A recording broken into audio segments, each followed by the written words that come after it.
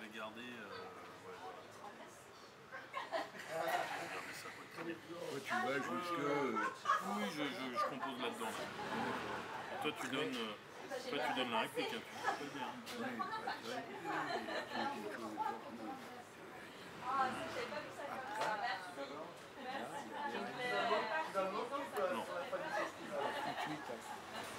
Après... Tu vois bien, il y a personne. Arrête, non, il n'y a personne. Tu l'as pas vu. Oui, mais le premier qui est intelligent.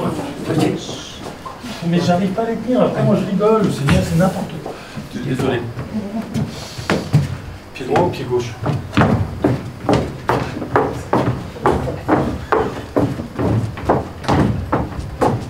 C'est mon fils, je suis le papa.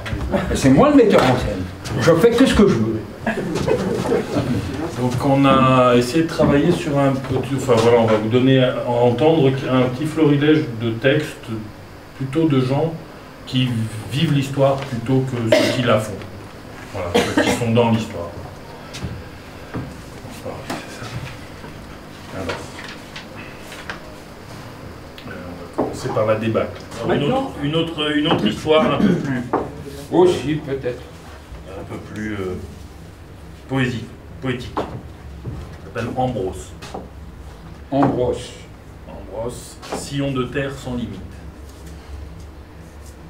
L'été n'est pas encore annoncé.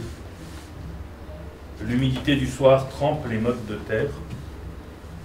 Dans un jour, dans une nuit, les longues marches s'orienteront vers les sommets rarement atteints. Il faut, il le croit, que le mouvement perdure. Ainsi s'écoulent les désirs sans limite d'un regard plongeant de l'autre côté de cet imposant massif. Moment ivre d'un silence lyrique. Ces abandons successifs sont autant de fractures pesantes dans sa mémoire, qu'il s'interdise une fois pour toutes un regard givrant vers les méandres parcourus. Dans son histoire, sa légende, les crevasses ne manquent plus. Jusqu'à aujourd'hui, il s'est cru invulnérable, imposant sa volonté aux événements qui l'assaillent. À présent, tout est désert. Ceux qui, il y a seulement 2 heures, se frayaient avec peine un chemin au milieu d'une foule ligotée à de multiples fardeaux, ceux-là ont disparu. Seul, il poursuit un itinéraire que son instinct organise et l'accepte avec hésitation. Pourquoi interrompre une trajectoire si insolite? Pas inconnue, mais terriblement attirante. Il aurait pu, recouvrant la mémoire il y a 60 ans, se pencher comme il le fait aujourd'hui, corriger son regard afin de fixer un objectif et s'y projeter sans interroger les mobiles de ce vertige, fit de ces encombrements. Le réveil ramène Ambrose à la moiteur de sa couche. Les sonneries répétées ne laissent aucun doute sur l'urgence de la situation.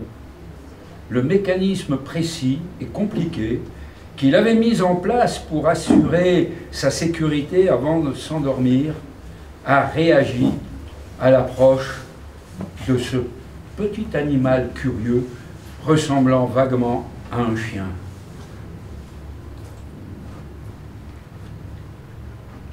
Sans difficulté, la main tendue vers lui, Ambrose s'approche et d'un geste vif le saisit par le lien tressé qui lui sert de collier. L'animal se laisse faire, plutôt complice. Maintenant, la poursuite de sa mission sera plus hasardeuse. Jour après jour, les chemins disparaissent, contrairement aux idées reçues, sous une débauche de végétation enchevêtrée de ronces, de lianes ou de buissons d'épines, autant de pièges qui s'acharnent à enlacer les 2 pèlerins. Perpétuellement, il n'avance que pas à pas. Aujourd'hui, il se retrouve à pousser son antique charrette sur laquelle il a entassé ses dernières réserves. Le chien le suit. La fuite allonge son espérance de survie. absent de son village d'Alsace, qu'il considère toujours comme son territoire, il a gardé jusque dans ses membres les détails de sa configuration. Les mots se conjuguent. Il est plus fortuit de s'en éloigner et d'orienter ses objectifs vers un horizon plus clément. Les nuages qui se déplacent en s'effilochant d'un gris sombre le devancent. Il espère les dominer ou qu'ils abandonnent avant lui. À quelle heure a-t-il pris sa décision? Les souvenirs s'écrasent. Les quelques bribes qui lui reviennent se diluent en une amertume bileuse. Et il ne reste que la fuite pour se défaire de cet étrange instant. S'il se déplace uniquement en suivant son instinct, personne ne s'engagera à sa poursuite. Le mur qui se dresse devant lui, il s'apprête à le franchir dorénavant, tous les jours. Il s'occupera, avant toute initiative, à régler les problèmes de la veille. C'est important de savoir où dissimuler ses trésors.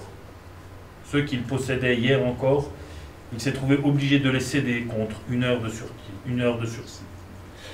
Alors qu'il avait 7 ans, entre deux alertes, laissant flotter dans le caniveau un navire fait d'une fraction de cagette équipé d'une voile en papier, attentif déjà à son projet de voyage, il suivait les eaux d'irrigation légèrement turpides mais fraîches.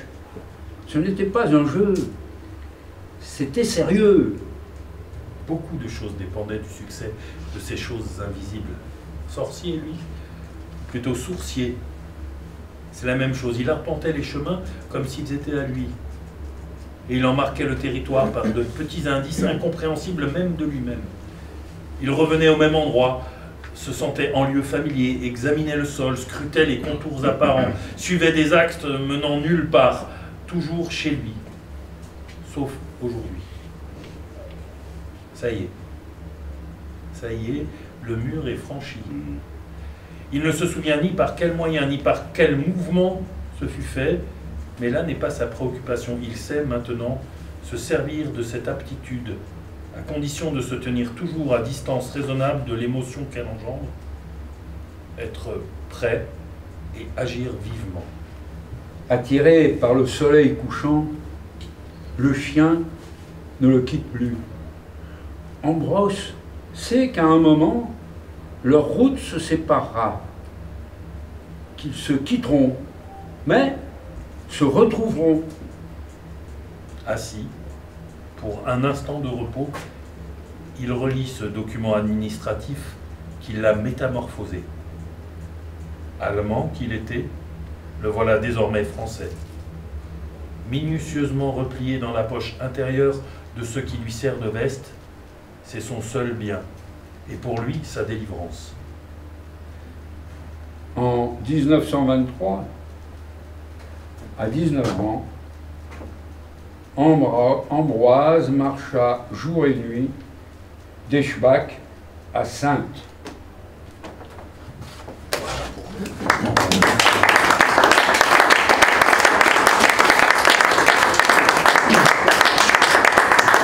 Donc je disais, à quelque chose malheur est bon, en même temps que la Corse, nous perdons Tino Rossi. Quand tu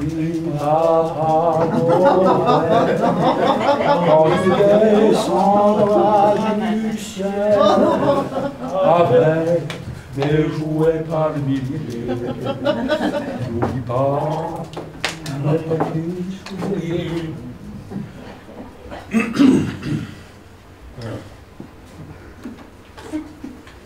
Papa, Ouais. dis papa, Ouais, que la guerre c'est quelque chose de dangereux. bah, pour sûr que c'est quelque chose. C'est la chose la plus dangereuse qui soit, mon fils. Oh papa, Ouais, ouais. alors pourquoi est-ce qu'on fait toujours des guerres puisque c'est si dangereux? C'est ce qu'on dit. Tant qu'il y aura des hommes, il y aura des guerres. Papa, Ouais. quand un roi ou un empereur insulte un autre roi ou un autre empereur d'un autre pays, ça donne une guerre? Ah non, non, non, non. Ah, c'est pas si simple. Hein. Il faut aussi demander au ministre de la guerre et à l'état-major.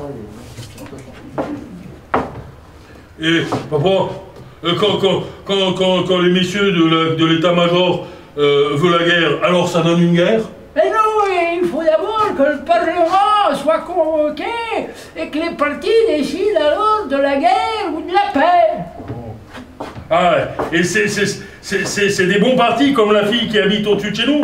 Mais non, gros bêta. C'est des partis politiques, hein, alors ceux qui ont été élus par le peuple. Papa, au peuple aussi on lui demande si nous voulons la guerre ou pas. Bah non, au peuple on lui demande pas. Voilà. Vu que le peuple, c'est les partis. Contre les bombes atomiques. Ah mais bien sûr, toujours les ouvriers. Mais, papa, Oui. si tous les ouvriers du monde étaient d'accord, est-ce qu'il y aura encore une guerre? Ah ben non. Alors là, il n'y en aurait plus. On serait, ou alors ce serait la paix. Ce serait la paix éternelle, voilà. Papa, Quoi? ils seront jamais d'accord. Hein. Jamais.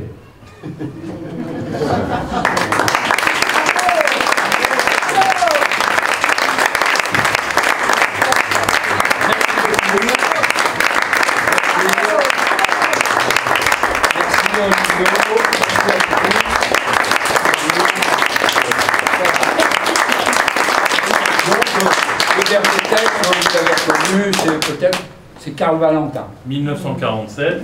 Et le texte d'avant, donc il s'agissait de l'histoire d'Ambroise Belair. Voilà. Écrit par Louis Belair. Merci beaucoup.